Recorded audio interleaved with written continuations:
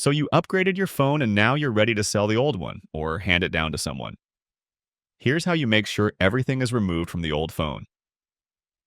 Go to Settings, General, and scroll down to Transfer or Reset iPhone. Here you have the option to either reset different settings on your phone, or you can choose to fully erase everything that's currently on your phone. Obviously, make sure to back up all your important photos and files before doing this. When you choose to erase your phone, you'll be asked for a passcode, and you might see an upload screen if iCloud backups are currently in progress. I highly recommend keeping your backups up to date before erasing your phone, but since I'm just demonstrating it here, I'm going to skip this backup. If you're using an older phone with a physical SIM card, make sure to eject the SIM card after formatting your phone.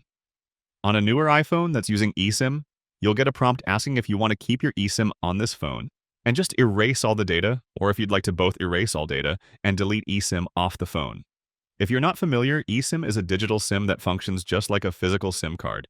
It holds your phone number, carrier plan, and network settings, but it's built directly into the phone instead of being a removable card.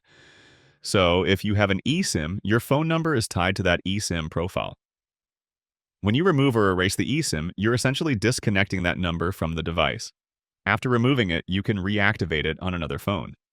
The last step is to enter your Apple account password to turn off activation lock and the Find My app if you're using it. After this, your phone will start erasing all content, and once it's done, you'll see the welcome screen just like you would on a brand new iPhone. Follow the steps to set up your newly formatted phone, or let the next owner do it. And that is all. Just make sure to back up your files before formatting your phone, and it'll be smooth and easy. If you're resetting a much older phone, the menus will look slightly different, but the process is more or less the same. Thanks for watching. Hit that like button if this was helpful, and I hope to see you all in the next video.